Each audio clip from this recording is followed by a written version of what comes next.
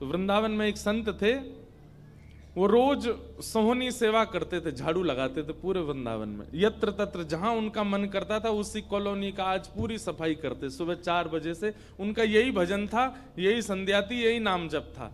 सोहनी लेते और लेकर के बुहारते पूरे मार्ग को, और हमारी आपकी तरह नहीं जोर जोर से, नहीं, धीमे धीमे। उनके मन में यह भाव था कि वृंदावन श्री प्रिया प्रियतम का ही स्वरूप है, इनके प्रति मैं रोष नहीं करूंगा, धीमे धीमे।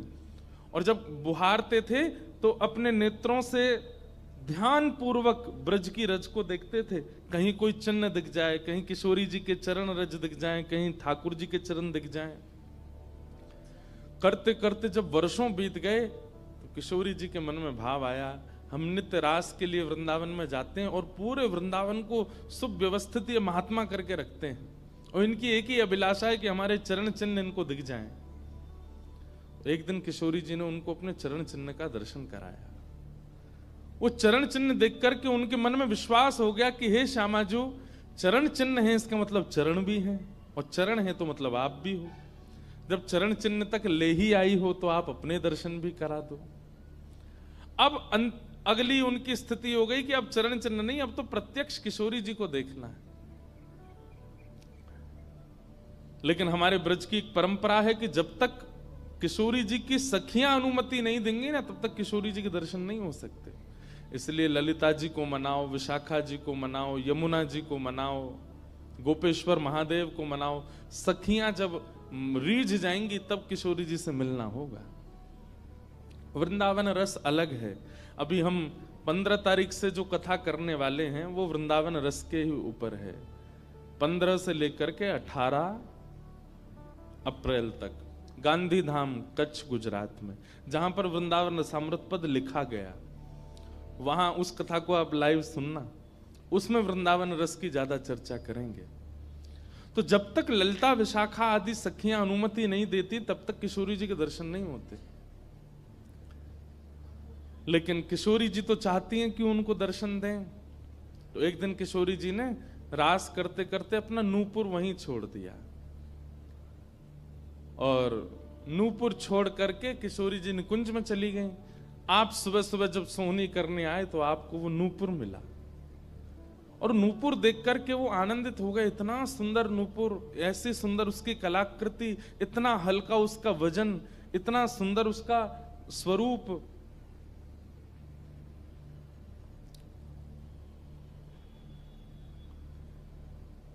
आपके मन में भाव आया कि कोई बड़े घर की लाली होगी, उसका रह गया होगा, मैं रख लेता हूं, कभी कोई मिलेगा मांगने आएगा कि भाई हमारा नूपुर दो तो मैं दे दूंगा। आपने वो नूपुर अपने पास रख लिया। नूपुर से दर्शन किशोरी जी ने कईयों को कराए। इसलिए वृंदावन में जब चला कीजिए ना, बहुत ध्यान पूर्वक देखते हुए पृथ्वी को चला कीजिए, क्या पता क्या मिल जाए।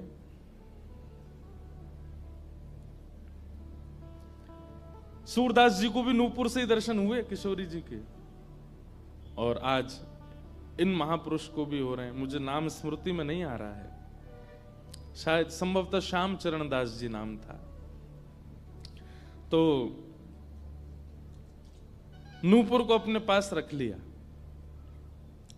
किशोरी जी का नियम है कि जब रास में जाती हैं तो सब सखियां उनका श्रृंगार करती हैं, और एक एक श्रृंगार जो उन्होंने धारण किया है वो लिख लेती हैं। कानन में कुंडल पहने हैं, गले में ये हार पहना है, उसके ऊपर मोतिन की माला पहनी है, फिर गुंजा माला पहनी है, फिर नवलखा के हार पहने, हाथन में इतने कड़ूला पहने हैं, पैरन में पाजे। क्यों? बोले रास में श्याम सुंदर आते हैं, पता ना काचोरी करके भाग जाएं। अगर एक कम रह जाए तो फिर ठाकुर जी की शामत कहाँ है, हमारी श्री जी का श्रृंगार बताओ। इसलिए सब सखियां जो हैं किशोरी जी के सिर से लेकर नख तक एक एक श्रृंगार को लिख लेती हैं पहले, रास में भेजने से पहले। और फिर रास में आने के बाद, रास से आने के बाद फिर सब सखियां एक एक श्रृंगार, एक बोलेगी हाँ भाई कानन में ये कुंडल हैं, सिर पर ऐसा सुंदर वो है, गले में ऐसी माला है, हाथन में कड़ूला, पामन में ये 2 पाजेब हैं, सब गिनती करो। और एक एक करके उतारती जाती सखियां। आज किशोरी जी के चरणों का एक नूपुर नहीं है। शाखा आदि बोली हे श्यामाजू आपका एक नूपुर कहां गया? बोले अरे मो तो पतो ना है, सके नृत्य करते करते रह गए हो वृंदावन में। ललिता विशाखा बोली स्वर्ग के इंद्र के हाथी के दांतों से बना हुआ नूपुर है, वो सामान्य नूपुर नहीं है। आपके ऊपर तो कोटि कोटि ब्रह्मांड वारी वारी जाते हैं किशोरी जी, पर वो नूपुर ठाकुर जी ने आपको भेंट किए हैं, बड़े बहुमूल्य नूपुर हैं। अब किशोरी जी बोली मोह ना पता कहाँ रह गए हो कहीं पे। किशोरी जी तो मन बना चुकी है ना, दर्शन देना है उनको। तो ललिता विशाखा ने विचार किया कि हम ही जाती हैं, ढूंढ के आती हैं निकुंज में, कहाँ है वृंदावन में। बोले अपने रूप में तो नहीं जाएंगी, तो एक वृद्धा का रूप धारण किया, एक वृद्ध मैया का रूप धारण करके ललिता विशाखा गई और वृंदावन में ढूंढने लगी नूपुर कहाँ है। तभी ढूंढते ढूंढते वो महाराज जी सोहनी कर रहे थे, उनके सामने पहुंची। अरे बाबा हमारी लाली आई सवेरे सवेरे यहाँ पे, और बाके पाम को एक नूपुर रह गयो, तेने देखो। बाबा बोले तुम कौन हो रही? बोले हम पास के गांव की रहवारी, हमारी बहू है वो, और या की लाली है वो, जाको नूपुर रह गयो है। बाबा बोले मैं कैसे पहचान जाऊं कि तुम्हारी ही लाली का नूपुर है? भाई मनचले लोग हैं, बहुमूल्य वस्तु किसी पे देखते हैं तो सब अपना अपना बताते हैं। रोड में अगर 100 रुपया गिर जाए और 50 लोग वहां से निकल रहे हों, कि कोई पूछे भैया 100 रुपया किसका, सब अपनी जेब चेक करते, भले ही कुछ लेके नहीं थे, भले ही जेब में कुछ नहीं था, फिर भी देखते लग तो मेरा ही रहा थे, मेरे जेब में 100 रुपए तो थे। सब अपना बताते हैं बहुमूल्य वस्तु को। तो मैं कैसे मानूं कि तुम्हारा नूपुर है? अरे बाबा हम कह रहे हैं तुम थे। बोले कहवे को अभी मैंने तो मैं तो असमंजस में पड़ जाऊंगा कि मैंने गलत आदमी दे दियो। बाबा फिर कैसे मानेगो? बोले एक नूपुर मेरे पास है, एक नूपुर तुम्हारी बहू ने ही पहन रखो होगो, वाकू ले आओ और यहां लाकर के मुझे पहले नूपुर की पहचान करा तो मैं दूसरा दे दूंगा। ललिता विशाखा बोली बड़ो चतुर बाबा है, श्री जी को बुला रहा है। अरे बाबा तो शर्म ना आवे, ऐसी घर की बहू बेटी ने हम तेरे पास लेके आवेंगे? बाबा बोले तो फिर चले जाओ, तुम पे भैया खूब धन धान्य, दूसरा नूपुर बनवा लियो, जे मुंह पे ही रहने दो। ललिता विशाखा बड़ी चिंता में लौट करके आई तो किशोरी जी बोली क्या बात है, आप इतनी चिंतित क्यों? बोले एक बाबा है, बाने आपको नूपुर धल लियो, यूं कह रहा है कि पहले जिनके पास एक नूपुर है उनको लेके आओ, तब दूसरा दूंगा। तो श्री जी बोली इसमें क्या देर है, फिर ले चलो, चलते हैं ना।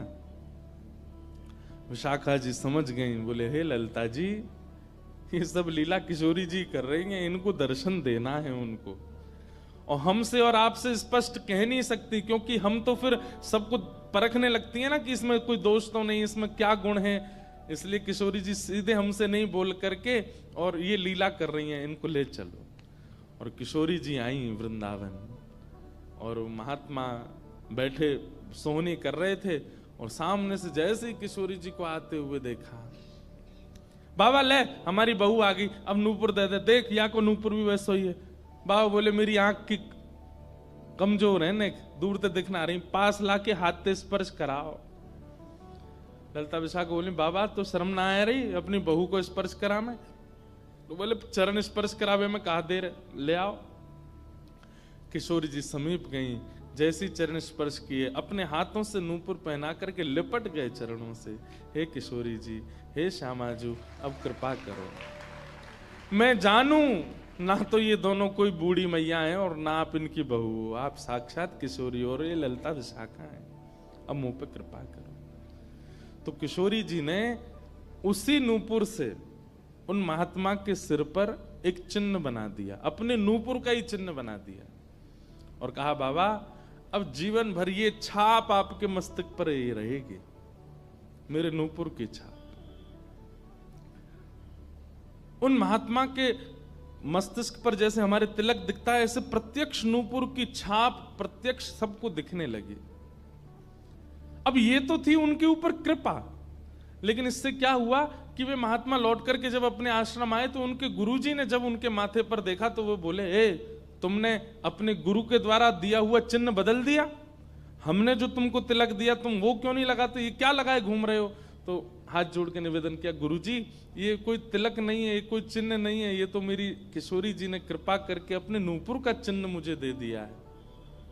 तो गुरुदेव बोले, हाँ तू बहुत बड़ा भक्त है ना, किशोरी जी आकर के तुझको चिन्ह देंगी। कोई माने नहीं, सब बोले जाओ इसको मिटा के आओ, और जो मैंने तुमको चिन्ह दिया है वो लगाओ। अब पहले तो उनके हाथ कांपे कि मैं इसको कैसे मिटाऊं, लेकिन गुरु आज्ञा से ऊपर कोई नहीं। देखो ये गुरु निष्ठा होती है। किशोरी जी ने भले ही चिन्ह दिया, लेकिन गुरु आज्ञा है तो ठीक है। गए यमुना जल से, सुबह से शाम हो गई मिटाते मिटाते, लेकिन वो चिन्ह मिटा नहीं उनसे। शाम को लौट करके आश्रम आए तो गुरुजी बोले, मैंने तुझे सुबह टोका था ना ये चिन्ह मिटा के आ, और तू अभी भी नहीं मिटा रहा। बोले गुरुजी मैंने प्रयास तो बहुत कर लिया लेकिन ये मिट नहीं रहा है। तब भी उनके गुरुजी माने नहीं। अब तो महाराज ये होने लगा कि गुरुजी को इतना क्रोध आ गया कि ये इतना हट कर रहा है कि हमारे द्वारा दिया गया तिलक चिन्ह उसको अस्वीकार करके और ये मनमुखा चिन्ह लगाए घूम रहा है माथे पर। गुरुजी ने सब अपने परिकर के लोगों को बैठा करके पंचायत करी आश्रम में। बोले इसको निकालो, जब हम में श्रद्धा नहीं, हमारे स्वरूप में श्रद्धा नहीं, हमारे तिलक में श्रद्धा नहीं, तो क्यों रहता है यहाँ पे।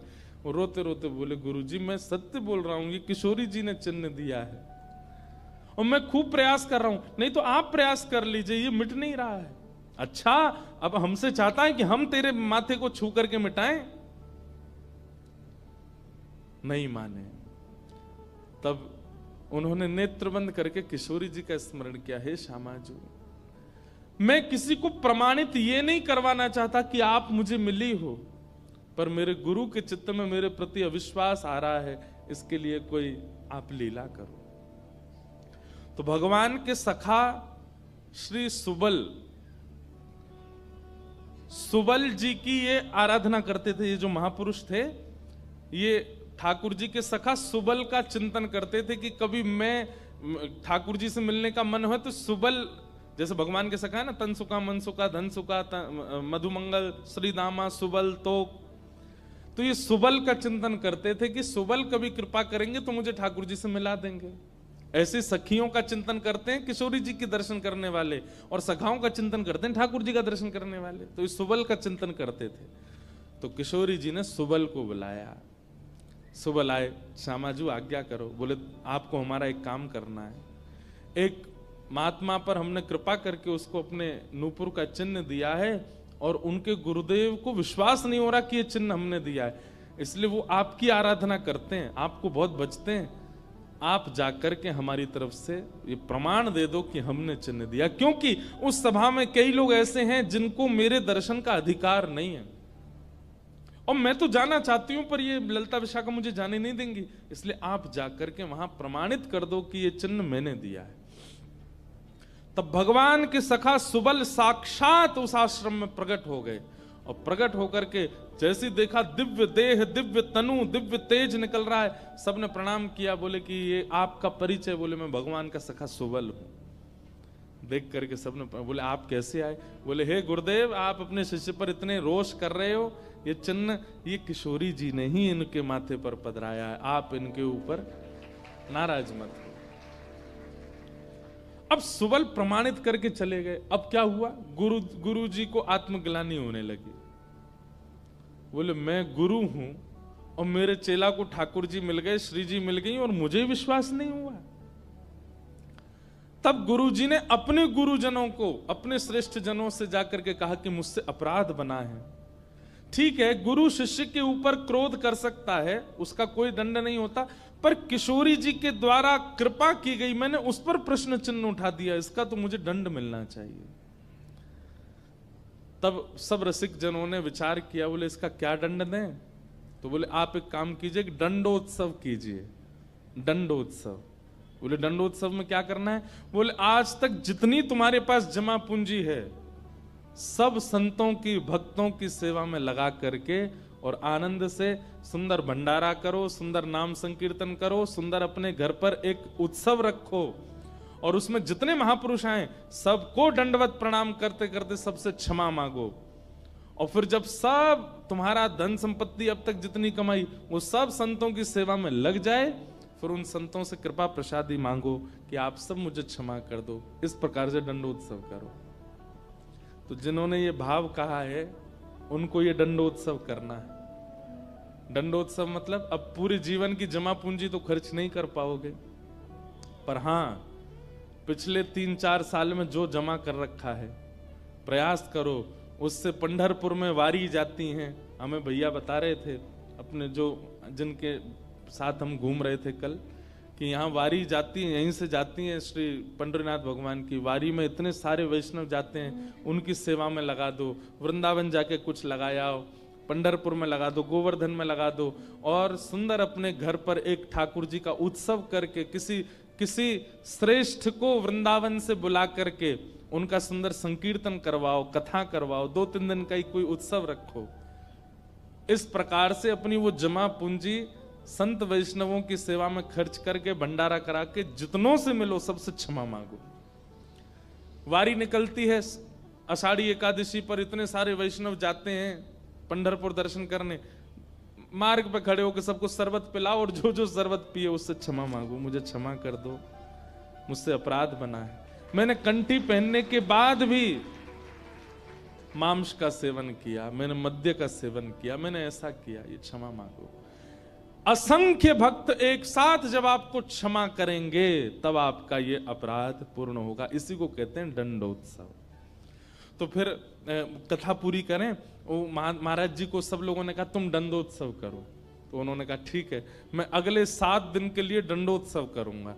ब्रज में जितने भी संत आवेंगे ब्रज की सीमा पर खड़े होकर के सबको माला पहना करके सबको सत्कार के साथ लाया जाए।